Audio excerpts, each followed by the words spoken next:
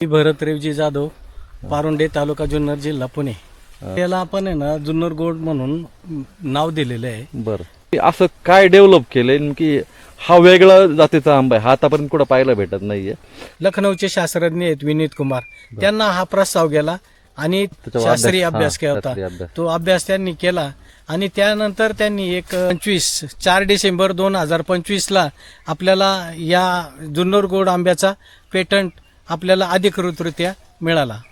स्वतःचं नाव देण्यापेक्षा आपल्या तालुक्याचं नाव मोठं होणं हा माझ्या दृष्टीने एक महत्वाचा विषय होता आणि छत्रपतींची जी भूमी आहे त्या दृष्टीनं आपण हा एक निर्णय घेतलेला आहे. ओके. तर म्हणजे ओरिजिनल कलर आहे, ओरिजिनल कलर आहे. हा नैसर्गिक पिकलेला आहे म्हणजे झाडावरती. बरोबर. आणि अशा पद्धतीने याचा सगळा असा कलर आहे. वा वा. असं म्हणजे आणि आपण तुमचं महाराष्ट्रात नाही, तुमचं अख्ख्या भारतामध्ये जगामध्ये तुमचं नाव गाजते. तर तुम्ही नवीन आंबा ओळख केला आणि जुन्नरच्या स्वाभिमानाची गोष्ट आहे, अभिमानाची गोष्ट आहे. तुम्हाला पुढच्या वाटचालीसाठी तुम्हाला गोड गोड शुभेच्छा देतो आणि चांगला पैसाचा म्हणजे तुला चांगली नोकरी होती, चांगला पैसा भेटायचा, तू जॉब सोडून गावाकडे परत आला. जुन्नर गोल्डचं पॅटर्न तुमच्या वडिलांच्या नावावर किंवा तुमच्या नावावर, तुमच्या फॅमिलीच्या नावावर रजिस्टर झालं, अभिमान वाटतो. काय सांगतो या गोष्टीवर? निश्चितपणे अभिमान आहे, कारण वडिलांनी जे नाव दिलं जुन्नर गोल्ड, त्याच्यामुळे जे एक जुन्नर तालुक्याला एक ओळख आहे. म्हणजे जुन्नर तालुक्यामध्ये जो जुन्नरचा हापूस, शिवनेर हापूस म्हणून जो ओळखला जातो त्याला एक ओळख आहे. पण ती ओळख देत असताना जुन्नरचं नाव ह्या जुन्नर गोल्डमुळे निश्चितपणे फार मोठं होणार आहे. आपला जो जुन्नरचा गोल्ड तो नव्या रूपात आपल्याला येतोय, कारण शिवनेरी हापूस आपला खूप मोठा प्रसिद्ध आहे. आता त्याला GI मानांकन सुद्धा भेटलेलं आहे आणि आता तो भारतामध्ये नाही जगाच्या पातळीवर सुद्धा तो आता राज्य करतोय. नंतर हा जुन्नरचा हा गोल्ड हा तुम्हाला काही वर्षामध्ये मोठ्या प्रमाणात मार्केटमध्ये कोकणच्या आंब्याबरोबर तो धुमाकूळ घालता दिसणार आहे. तर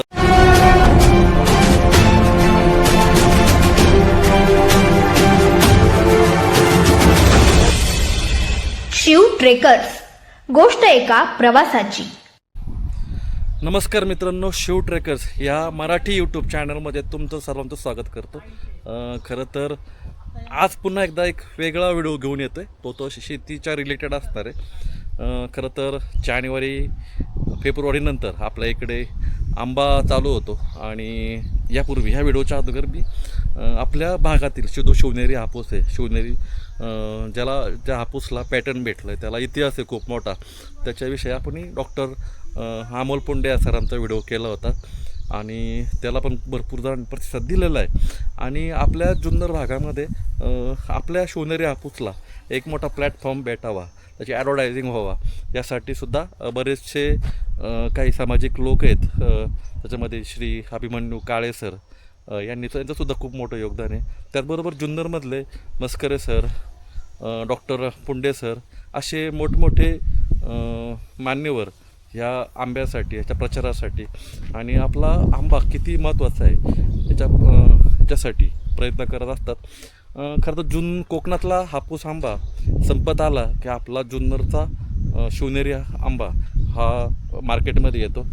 आणि ज्या पद्धतीने म्हणजे कोकणामध्ये सगळ्यात जास्त हापूस मिळतो, पण त्या पद्धतीने आपल्या फक्त 2 तालुक्यामध्ये जुन्नर आणि आंबेगावमध्ये शिवनेरी हापूस उत्पादन होतं. तर म्हणजे त्याचं उत्पादन क्षमता आपल्या 2 तालुक्याच्या त्याच्याप्रमाणे कोकणापेक्षा आपली कमी आहे. पण आज शिवनेरी हापूसवर मी व्हिडिओ केला होता, पण आज मी एक वेगळ्या विषयावर तुमच्यासमोर व्हिडिओ घेऊन येत आहे.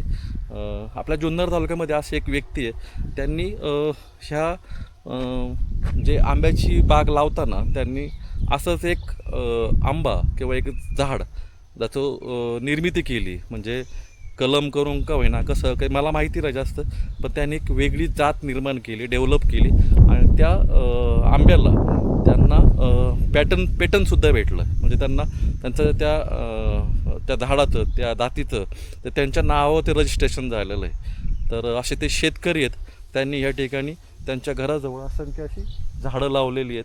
त्याच्यामध्ये ते रिसर्चसुद्धा करत असतात, डेव्हलप करत असतात, आंब्यांवर अभ्यास करत असतात, त्यांच्या सगळ्या याच्यावर म्हणजे त्यांचं निरीक्षण असतं.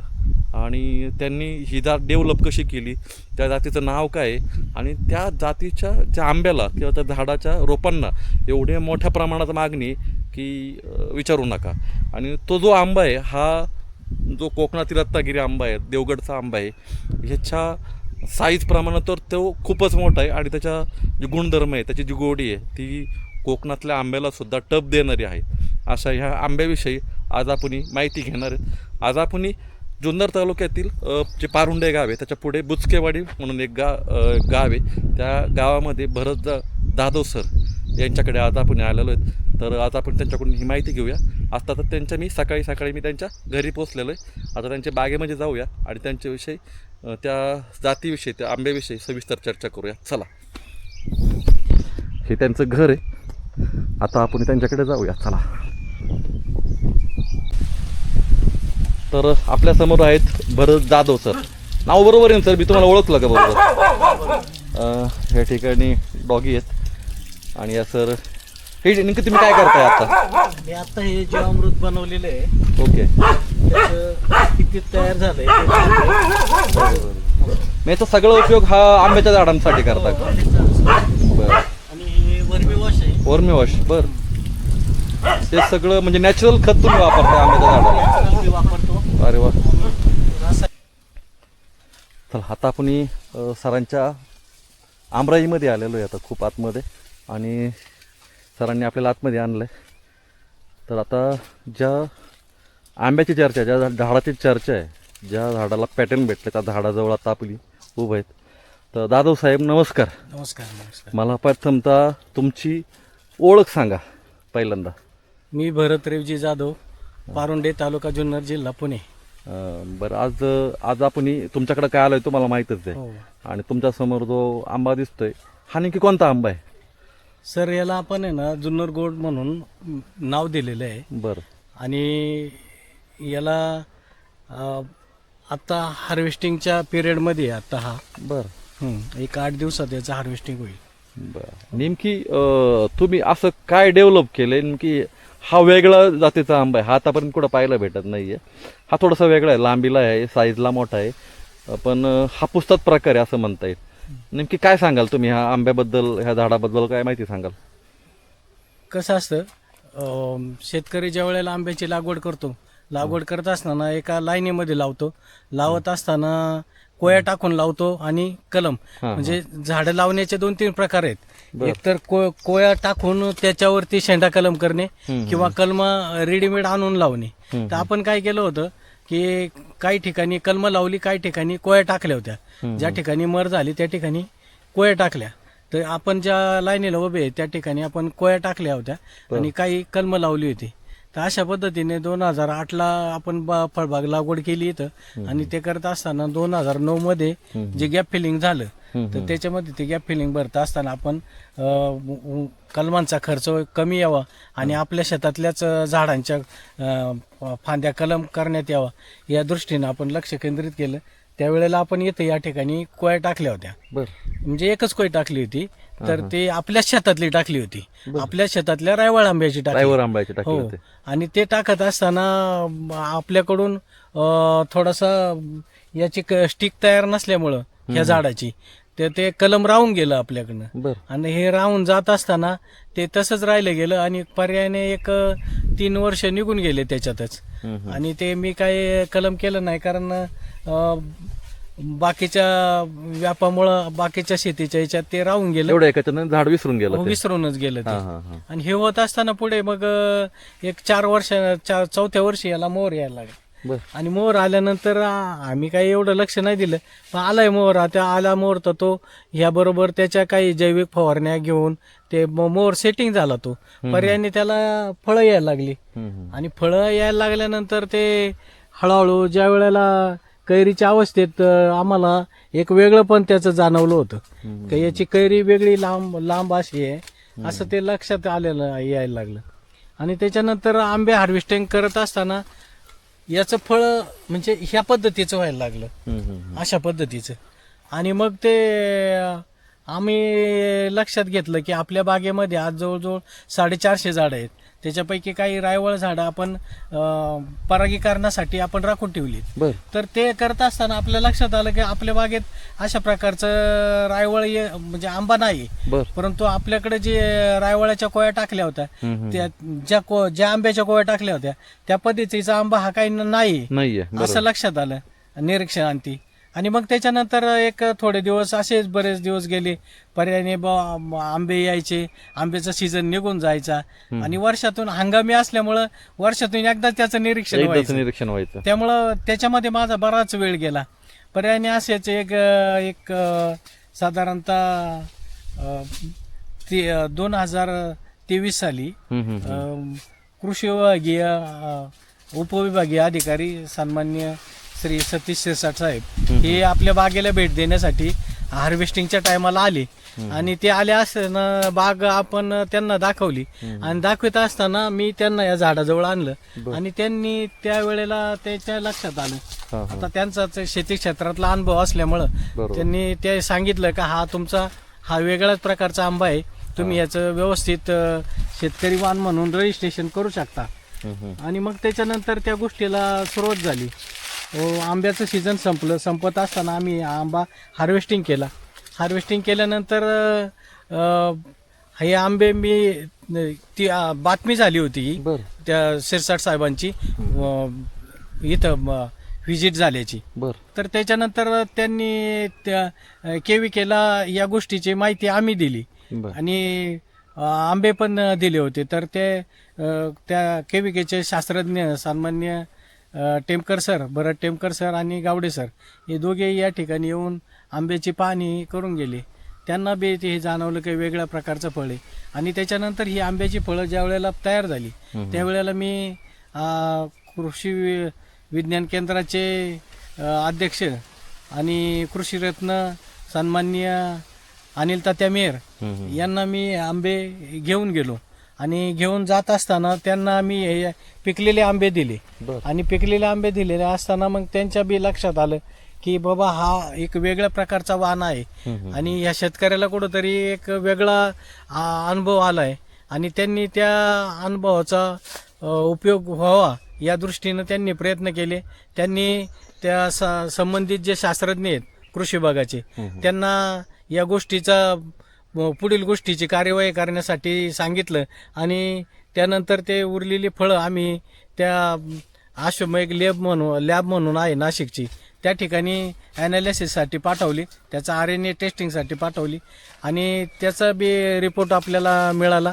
त्या पद्धतीनं टेमकर सर आणि गावडे सर यांनी ह्या आंब्याच्या पानाचा आणि ह्या आंब्याच्या फळाचा इतर फळांच्या शी तुलना केली, केशर, हापूस, राजापुरी यांच्याशी तुलना केली आणि म्हणजे याच्यातला वेगळेपण काय वेगळेपण तर त्या प्रकारचं एक फाईल तयार केली, त्याचा रिपोर्ट तयार केला आणि तो कृषी विद्यालयामध्ये PPVRचं एक शाखा आहे त्या ठिकाणी तो प्रस्ताव संपूर्ण तयार करून त्या ठिकाणी तो देण्यात आला. मी स्वतः त्या ठिकाणी दिला आणि त्याच्यानंतर तो दिल्लीला कृषी अनुसंधान केंद्र आहे आपलं हॉर्टिकल्चरचं, तो प्रस्ताव तिथं गेला आणि तेथून मग त्यांच्या मार्फत लखनौला खास या आंब्याचं संशोधन केंद्र आहे त्या ठिकाणी तिथं लखनौचे शास्त्रज्ञ आहेत विनीत कुमार, त्यांना हा प्रस्ताव गेला आणि त्यांची व्हिजिट या आंब्याला झाली.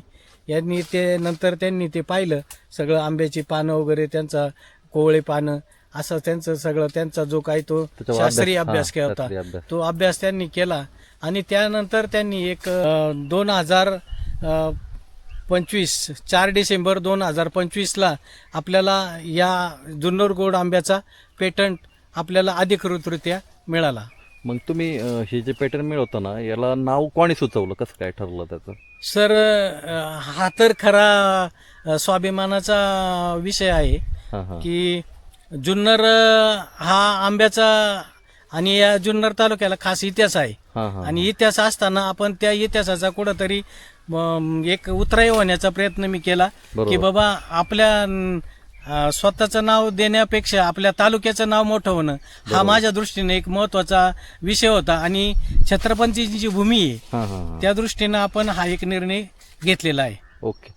पहिल्यांदा आपला शिवनेरी हापूस या नावाने तर जगामध्ये त्याचा डंका तो वाजवतोच आहे. हो त्याच्यामध्ये मग अजून एक त्याच्या जोडीला आला, म्हणजे हा रत्नागिरी आणि देवगडच्या पण तोडीचा बरोबरीचा आंबा आहे. हो. मग तुम्ही त्याला जुन्नर गोल्ड असं नाव दिलं.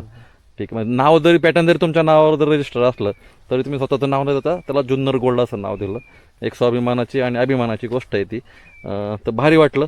आणि मग तुम्ही ह्या आंब्याची आता ह्या पुढे म्हणजे ह्या आंब्यामध्ये भरपूर अशा जातीचे आंबे, तुमच्याकडे हापूस पण आहे, शिवनेरी हापूस सुद्धा आहे, तर तो सुद्धा बघूया. पण ह्या बागेचं किती झाड आहे तुमच्या ह्या बागेमध्ये?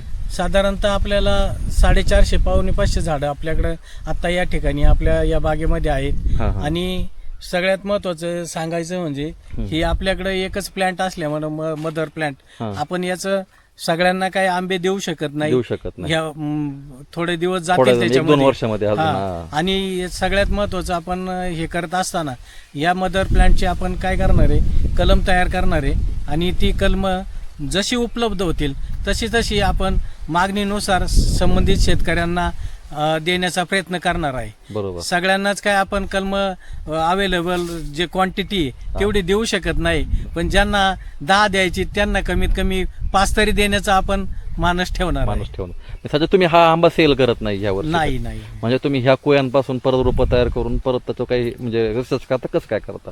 हो, आपण काय करणार, गावठी कोळीवरती याचं कलम बांधणार. ओके. आणि मग ते रोपं तयार करून आपण ज्या शेतकऱ्यांना गरज लागवड करायची जुन्नर गोडची त्यांना आपण ही रोपं देण्याचा प्रयत्न करणार आहोत.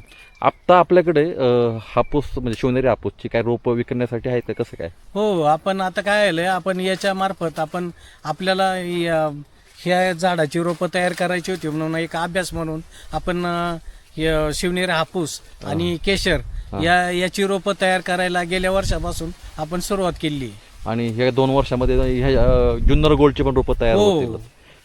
चालेल, म्हणजे लोकांची जी मागणी आहे शेतकऱ्यांची हां. ती आपण काय का होईना त्या प्रमाणामध्ये जसं उपलब्ध होईल त्या प्रमाणात आपण करण्याचा नक्कीच आपण मानस केलेला आहे. आता बरं, ह्या शेतीमध्ये तुम्ही लहानपणापासून आहात का, कसं काय, म्हणजे तुम्हाला आवड कधी लागली ह्या सर याचा प्रवास म्हणजे असा, आम्ही ज्या वेळेला लहान होतो 1972 साली ज्या वेळेला आमच्या वडिलार्जित गावठी आंब्याच्या बागा होत्या. बरोबर.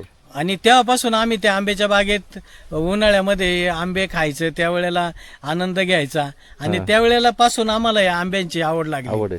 आणि त्याच्यानंतर त्या आंब्याच्या बागा आमच्या डोळ्यासामने एकत्रीकरण झालं आणि त्या काढण्यात आल्या. कुठंतरी एक मनामध्ये खंत वाईट होती वाटलं. हा, की ते आता शेवटी त्या भावकीतल्या असल्यामुळं त्या काढावं लागल्या. परंतु आपण त्याच्यानंतर कधीतरी आपल्या डोक्यात एक विषय आला की बाबा आपण बी बाग तयार करावी.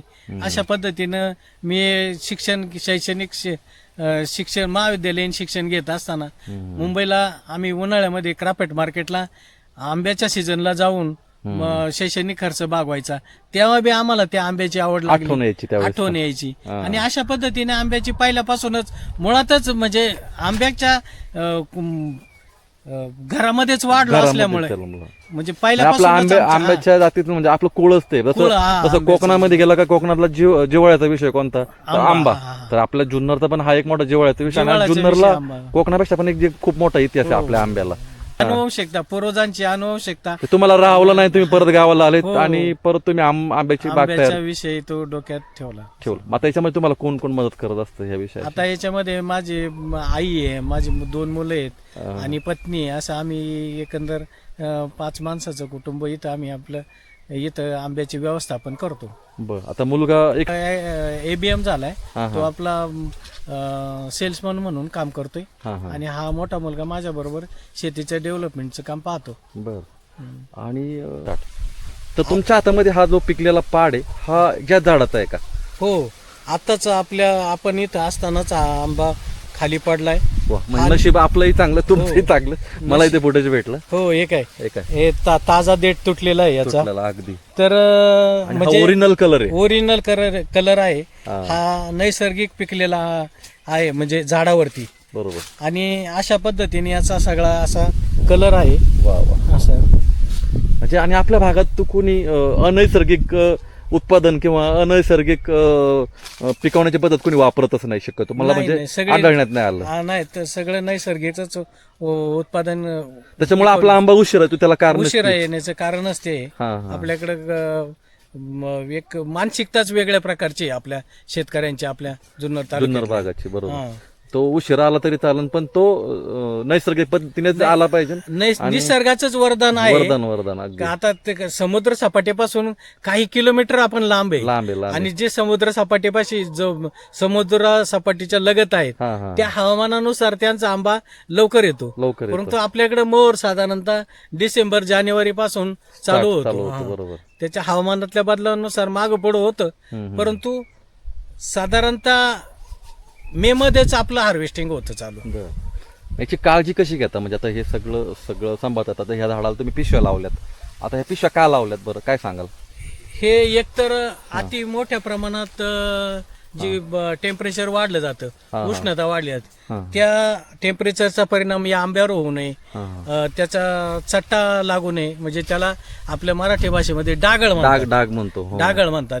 ते डागळ होऊ नये आणि सर्वात महत्वाचं या आंब्याचं संरक्षण चांगल्या पद्धतीने. फळमाशी सुद्धा फळमाशीचं जे आता अलीकडे आपल्याकडे मोठ्या प्रमाणावर जे प्रमाण वाढत चालले, तर त्याला प्रतिबंध म्हणून आपण ही पिशवी बॅगिंग केलेली आहे. बॅगिंग केलं. हो. आणि त्याच्यामध्ये मग हा नॅचरल कलर सुद्धा तो चांगला. हो. आणि याच्यामध्ये आता आपण जर आंबे पिकवले तर एक नंबरचा चांगल्या प्रकारचा कलर तयार होतो. आता मी तुम्हाला ही बॅग काढून दाखवतो. ही जवळ आता आंबे काढायलाच आलेले आहेत. पाडायला लागला याचा अर्थ हो. आता हे काढायला म्हणजे आडी लावायला सुरुवात करायला हरकत नाही. काय थोड्या दिवसातच याचं हार्वेस्टिंग आलेले आहे. बरोबर. आता झाडच सांगायला लागले की मी आता पिकायला आलेले आहे. आता सुरुवात झालेली. हो. हे काय सरांनी सांगितल्याप्रमाणे हे जे डॉट आहेत, डॉट आता याचे कवड्या म्हणतो आपण त्याला. आणि इथं खड्डा पडलेला आहे. खड्डा पडला बरं. असं आणि खड्डा पडला आणि हे जर डॉट मोठे झाले तर मग म्हणायचं पाडाला आलं. अगदी. आणि हे एक त्याचं अजून एक ओळख आहे. म्हणजे पाडाला एखादा आंबा पडला 2-3 आंबे तर आले का झाडच सांगतं की मी आता तयार झालेलो. तुम्ही मला आता उतरा. चालेल. खूप चांगली अशी माहिती भरत सरांनी दिलेली आहे आपल्याला. आणि तुमचं अभिनंदन. तुमचं महाराष्ट्रात नाही, तुमचं अख्ख्या भारतामध्ये जगामध्ये तुमचं नाव गाजतंय. तर तुम्ही नवीन आंबा ओळख केला आणि जुन्नरच्या स्वाभिमानाची गोष्ट आहे, अभिमानाची गोष्ट आहे. तुम्हाला पुढच्या वाटचालीसाठी तुम्हाला गोड गोड शुभेच्छा देतो आणि तुमच्या मुलाकडे एकदा वळतो. धन्यवाद तुमचं. धन्यवाद सर, तुम्ही आलात, आमची मुलाखत घेतली. तुमचं पुन्हा एकदा धन्यवाद. ओके. आता मुलाकडे वळूया. तू वय काय तुझं सांग मला? माझं वय 30 आहे. तू जॉब करत होता, चांगला पैसा, म्हणजे तुला चांगली नोकरी होती, चांगला पैसा भेटायचा. तू जॉब सोडून गावाकडे परत आला कारण शेतीमध्ये पैसा बी आहे, त्यामुळे इकडे पण शेतीमध्ये कष्ट पण आहे. आणि जॉब पेक्षा ठीक आहे ना, जॉब मध्ये आपल्याला कोणाच्या तरी हाताखालीच राहून काम करायला लागतं. अगदी अगदी अगदी. त्यापेक्षा इकडे आपण स्वतः मालक स्वाभिमानी. स्वतः काम करू शकतो. अगदी अगदी. आणि जसा पाहिजे तसा ब्रेकही घेतात आणि सकाळी उठून आपलं म्हणजे आपल्या कामाची मनानुसार प्लॅनिंग आपण आपण करू शकतो. आणि पण आपल्याकडे गावाकडं मजुरांचा थोडासा प्रॉब्लेम येतो. मग त्याचं नियोजन कसं काय करतो? मजुरांचा प्रॉब्लेम येतो, पण आता आपली झाडं छोटी आहेत, आपण झाडं कंट्रोल केलेली आहेत. म्हणजे झाडांची वाढ होऊन दिलेली नाही जास्त, त्यामुळे माल सगळा खाली लागतो. खालच्या बाजूला आता हा जो माल आहे हा सगळा खाली, याला आपण खाली येणार छाटणी. म्हणजे मोहर आला का खरं तर या आंब्याची खरी मशागत चालू खरी मशागत चालू. तसं जर पाहिलं तर वर्षभर सायकल आहे. पूर्ण वर्षभर याच्यावरती काम असतं. आता आंबा हार्वेस्ट झाल्यानंतर पूर्ण बागेची सफाई करावी लागते. त्यानंतर याला खत देणं, खत दिल्यानंतर मग 1-2 महिने आपला गॅप असतो. मग काही काम नसतं. 1-2 ते 3 महिन्याच्या नंतर डिसेंबर मध्ये सुरुवात होती मोहर यायला. मग हळूहळू त्या टप्प्यानुसार कामं चालू होतात.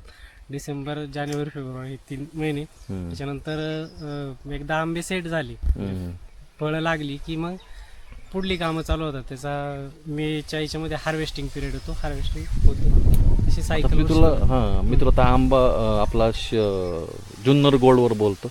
जुन्नर गोल्डचं पॅटर्न तुमच्या वडिलांचं नाव किंवा तुमच्या नावावर, तुमच्या फॅमिलीचं नाव रजिस्टर झालं, अभिमान वाटतो. काय सांगतो या गोष्टीवर?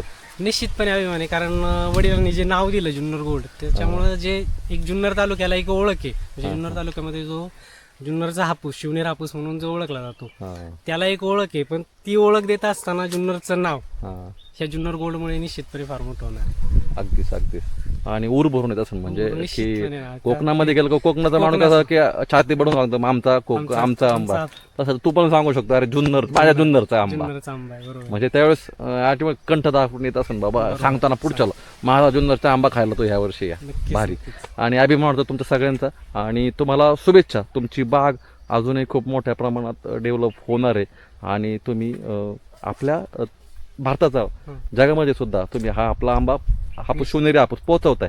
पण आपला जुन्नर गोल्ड हा लवकरच मार्केटमध्ये निश्चितपणे उतरणार आहे आणि उतरण्यासाठी तुम्ही प्रयत्न करा. आमची मदत घ्या. आम्ही तुमच्या मदतीला येऊ आणि आम्हाला अभिमान वाटेल की आपला आंबा मार्केटमध्ये येतो. आम्हाला विचारलं ना कोणी शिवनेरी आम्ही पण मोठे अभिमानाने सांगतो आमचा आंबा खायला या. फक्त बोला काय बोला सर, नेमकी तुमच्या मदतीशिवाय आम्ही अजिबात पुढे जाऊ शकत नाही. नाही, आमचं- कारण सर्व जे मीडिया आहे, हा. इलेक्ट्रॉनिक मीडिया आहे, हे यांच्या माध्यमातूनच शेतकऱ्याला कुठंतरी एक पुढे जाण्याची नाही संधी गेलं, ती मिळाली. गरज आहे आता हो. योगाची ती गरज आहे. आणि अशाशिवाय आपला आंबा मार्केटमध्ये हाय की नाही ते कळणार कसं काय. तर भारी वाटलं तुम्हाला सगळ्यांना भेटून. हो. धन्यवाद. धन्यवाद. आपली ही छोटीशी मुलाखत होती. आपला जो जुन्नरचा गोल्ड जो नव्या रूपात आपल्याला येतोय, कारण शिवनेरी हापूस आपला खूप मोठा प्रसिद्ध आहे. आता त्याला GI मानांकन सुद्धा भेटलेलं आहे आणि आता तो भारतामध्ये नाही जगाच्या पातळीवर सुद्धा तो आता राज्य करतोय. आता तो जुन्नर म्हणजे आता मे संपत आलाय, जून चालू होतोय आणि हा मोठ्या प्रमाणात जुन्नरचा शिवनेरी हापूस मार्केटमध्ये उतरतोय. पण जुन्नर गोल्डला मार्केटमध्ये उतरायला थोडासा वेळ लागेल, कारण हे फक्त जुन्नरमध्ये हे एकच झाड आहे. आता त्याच्यापासून असंख्य रोपं तयार करण्याचा जाधव सरांचा माणूस आहे. आणि त्याच्यानंतर हा जुन्नरचा हा गोल्ड हा तुम्हाला काही वर्षामध्ये मोठ्या प्रमाणात मार्केटमध्ये कोकणच्या आंब्याबरोबर तो धुमाकूळ घालता दिसणार आहे. तर हा व्हिडिओ जर तुम्हाला आवडला असेल तर शेअर करायला विसरू नका. अशाच नवनवीन व्हिडिओमध्ये आपण तुम्हाला भेटत राहू. बाय बाय आणि धन्यवाद.